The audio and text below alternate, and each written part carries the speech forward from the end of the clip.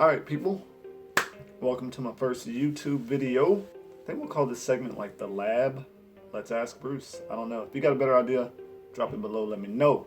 Most importantly, please like, share, subscribe. Now I know a lot of people are probably like, why should I follow this random guy on his very first video and all he's doing is asking questions? Honestly, somewhat interesting person. I do a lot of things in life that some people don't get to do, that I want to bring people along on the experience. Maybe I can help somebody, maybe I've got some advice, maybe I can make somebody laugh. So, like, share, subscribe, leave some comments below, give me some encouragement, give me some hate, I don't care. Just give me something.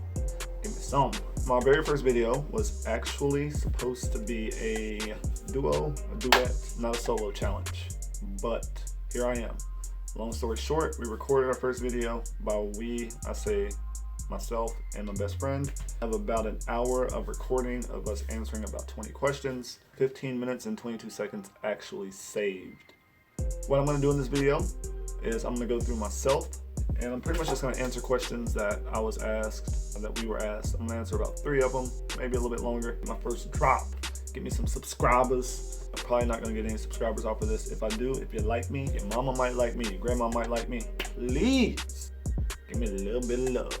I'm really not this weird. Side note, when you're on YouTube, you don't realize that person is talking to nobody. If the people driving outside see this brown guy just looking out his window, nobody knows.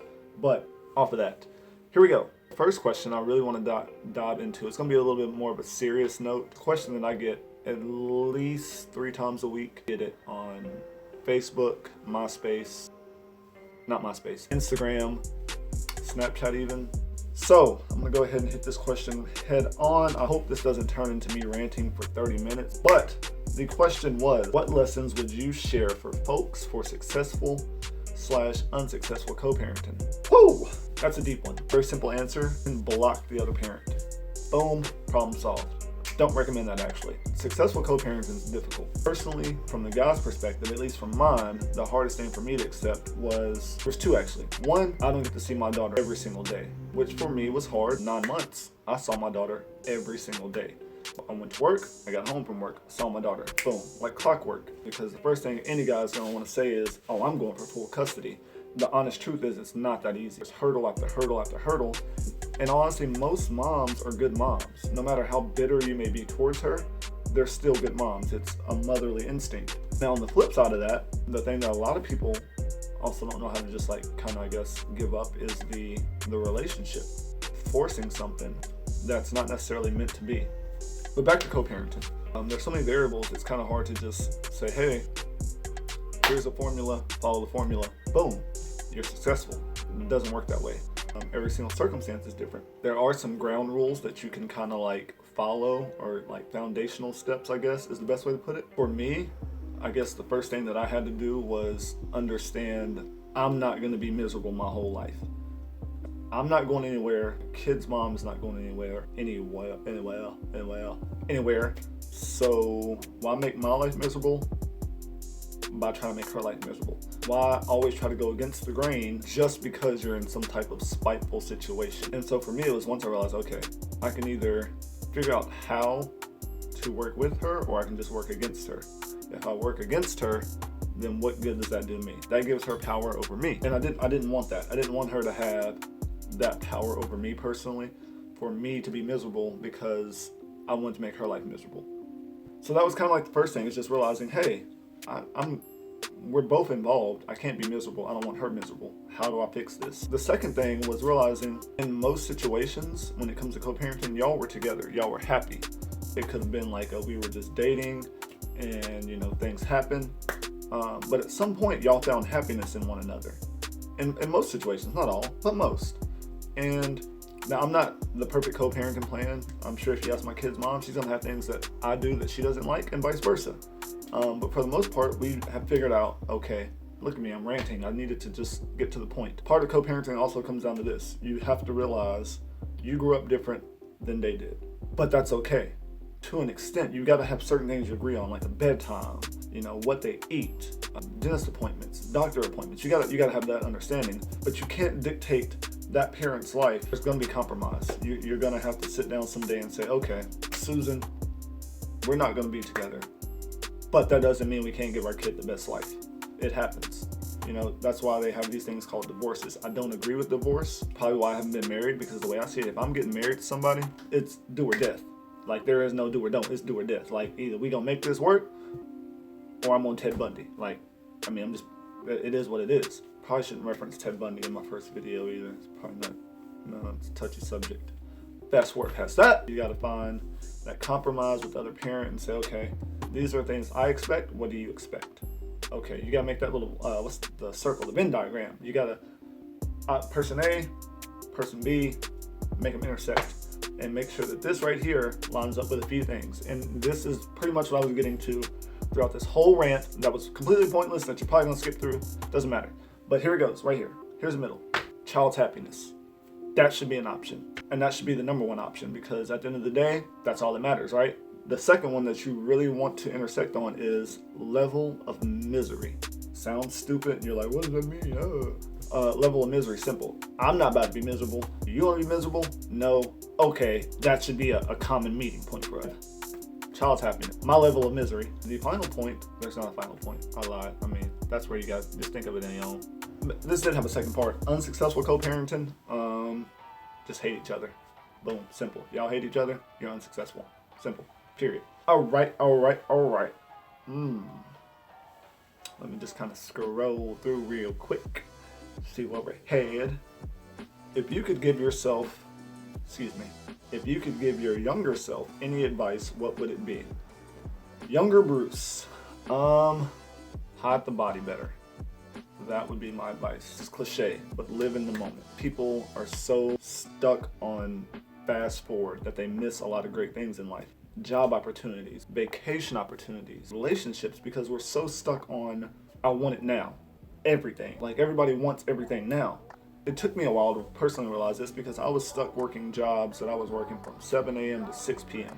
Monday through Friday. A lot of that time I spent on fast forward. And when I say fast forward, if you've seen the movie Click, he spends pretty much the whole movie trying to get that next promotion, get the next promotion. That he misses. His kids grow up, he misses his dog get old. The remote had programmed him in the autopilot, where it said, hey, you're always wanting to fast forward every single moment to get to this next car, to get to the promotion. Boom, here we go. You missed 10 years of your life because it took you 10 years to get to that car that you wanted, to get to that job that you wanted, to the relationship that you wanted. But what you missed all in between, and what you don't have the memories of, is the struggle, is the battle, not necessarily the struggle, the lessons, the understanding. If I could go back and tell myself that, my biggest reality check, just a side note here, my dad had a heart attack. And it wasn't until that moment happened where life slowed down for me, and I said, okay, wait a minute, Bruce. You're so focused on your career, you're missing something as simple as your dad's health. You're missing your daughter. You're missing her develop. You're seeing her, you're there for her, but are you actually there for her? Are you in autopilot to where when you're with her, are you actually living in that moment? Are you actually enjoying those moments? Living in every single moment. It's not always trying to rush through everything. It's not trying to find that instant success. It's not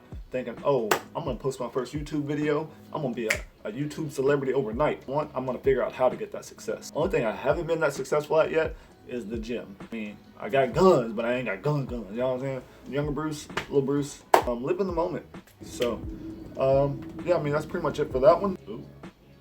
Alright, this is going to be a good one. And I'm going to go ahead and end it with this one, just to leave people in mystery.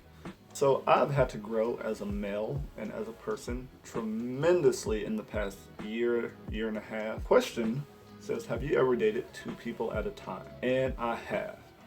After like a breakup, I went on this Bumble and Tinder stint. I didn't have really good luck with it. I literally had dated that the next week would be engaged.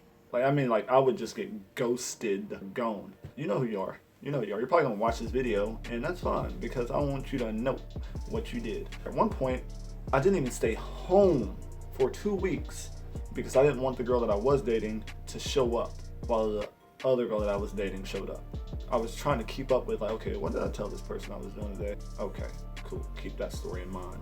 What did I tell this person I was doing? Going to the skating rink to wash rollerblades. Got a Facebook tag. Can y'all see that?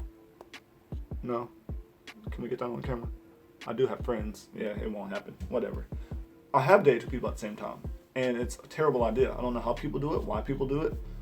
Because it's a lot to keep up with, it's a lot to manage. I wouldn't recommend it to anybody ever again. You almost live paranoid One girl had a garage door opener to my house. I'm like literally getting out of my car and locking my garage door so that she can't just drive by the house and be like, oh, I was just gonna stop in to see you. And it happened where she tried to stop in to see me, but I had locked the garage door. I just don't recommend it. But I wasn't in a relationship with either. It wasn't Facebook official.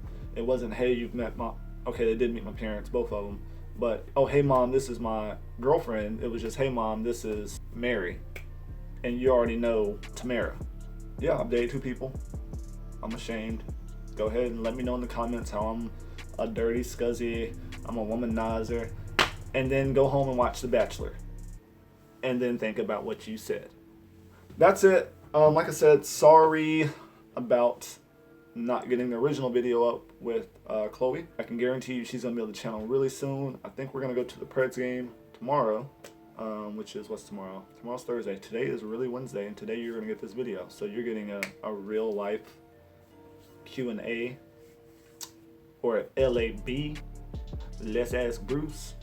Give me a better name. That's so lame. Maybe you like it. I don't know.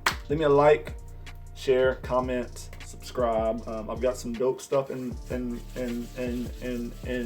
remix. I got some dope stuff in store for y'all. Probably are like, I'm really sick of this guy talking.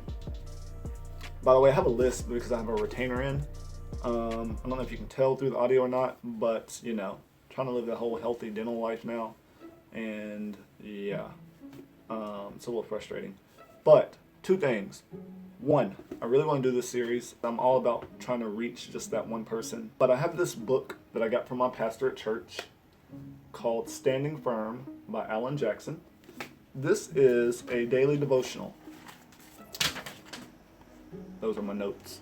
But it's a daily devotional. It goes through, it has, you know, a topic, scripture, prayer. Do these once a day. That would give you guys a daily video. And if nothing else, just read it, give my quick thoughts on it, maybe 5-10 minute videos each.